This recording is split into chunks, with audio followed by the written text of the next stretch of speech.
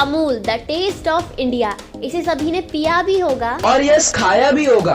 पर क्या आप ये जानते हैं पूरे एशिया की नंबर 1 और पूरे वर्ल्ड की नंबर 2 डेयरी बनी। तो चलिए आज इस वीडियो में हम अमूल की पूरी कहानी जानेंगे और लास्ट में वो सारी सीक्रेट बातें जिसकी वजह से आज अमूल अमूल्य है। तो इसके लिए हम चलेंगे 1940s में, जब हमारे भारत के सारे किसान अपने मिल्क के सही दाम के लिए बहुत परेशान थे। कभी उन्हें अपने प्रोडक्ट के लिए सही दाम नहीं मिलता तो कभी उनका प्रोडक्ट रिजेक्ट कर दिया जाता था और तो और ट्रांसपोर्ट की परेशानी ने भी उन्हें घेर रखा था। और फिर इसी परेशानी से किसानों को बचाने के लिए लीडर्स जैसे कि सरदार वल्लभ भाई पटेल एंड मुरारी देसाई मिले और इन्होंने कुछ स्टेप्स लिए इन फार्मर की मदद करने के लिए। और फिर उन्हीं दिन एक ब्रिटिश कंपनी जिसका नाम था पोल्शियन के खिलाफ गुजरात के किसानों ने एक मूवमेंट चालू किया और कुछ ही साल के अंदर डॉक्टर वर्गीस कुरियन, जो कि बस उस समय आए ही थे, लेकिन वो इतने समझदार थे कि उन्हें सरदार वल्लभ भाई पटेल ने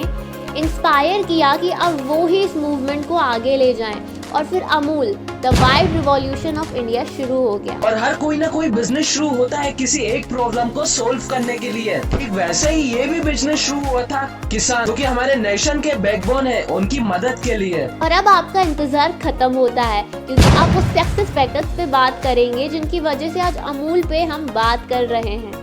देखिए समझने वाली बात है, वैल्यू फॉर मनी और value for many. Value for many मतलब मैनी फार्मर जो अमूल के लिए काम करेंगे तो उनको एक प्रॉपर प्रॉफिट मिलेगा। और वैल्यू फॉर मनी मतलब जो लोग अमूल के प्रोडक्ट्स को लेंगे उन्हें अफोर्डेबल प्राइस पे वो प्रोडक्ट मिल जाए, इससे कंज्यूमर भी खुश और प्रोड्यूसर भी। और दूसरा है क्वालिटी कंट्रोल। देखिए कई कंपनियां क्या करती है, स्टार्टिंग में तो क्वालिटी प्रोडक्ट की बहुत अच्छी रखती है लेकिन धीरे धीरे वो क्वालिटी गिराने लगती है, लेकिन अमूल ने ऐसा कभी नहीं किया।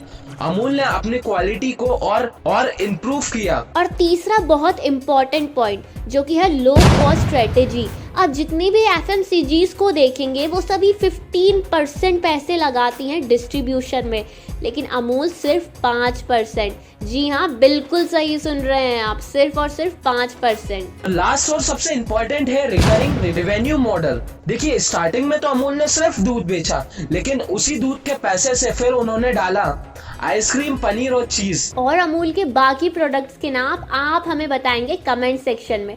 और इन्होंने बेचा सब कुछ लेकिन एक ही नाम से, अमूल। देखिए कुछ प्रोडक्ट्स तो बिकते ही थे लेकिन जो प्रोडक्ट्स नहीं बिकते वो भी अब अमूल के नाम से बिकने लगे थे। और सबसे खास बात अमूल की है उसकी बटर गर्ल, जिसे तो सबने कहीं ना कहीं पोस्टर्स में देखा ही होगा। देखिए इसकी खास बात तो ये है कि ये करंट अफेयर्स के साथ चेंज होता जाता है। जैसे एक स्लोगन था अपना टाइम आएगा, उसमें ही वो बटर गर्ल आ जाती है और वो कहती है अपना टाइम है, ये बटर तू क्या खाएगा। और कभी वैक्सीनेशन के टाइम पर इंजेक्शन लेके आ जाती है। देखिए ऐसे स्लोगन्स ना आपको ढूंढना होगा, ये आसानी से मिलते तो नहीं है लेकिन जब भी अच्छा बनता है लोगों के दिमाग पे बहुत गहरा इम्पैक्ट डालता है और वो उत्सुक होता है आपका प्रोडक्ट कंज्यूम करने के लिए। और अगर आज की बात करें तो अमूल मिल्क और अदर डेयरी प्रोडक्ट्स को US, Thailand, Hong Kong, Malaysia, New Zealand और ऐसे ही 20 कंट्रीज को एक्सपोर्ट करता है। सोचिए एक टाइम था जब कहाँ पहले इंडिया दूसरी कंट्री से मिल्क को लिया करता था और आज यही इंडिया आज 20 बड़ी बड़ी कंट्रियों में मिल्क सप्लाई करता है। और किसान जिनके पास कुछ नहीं था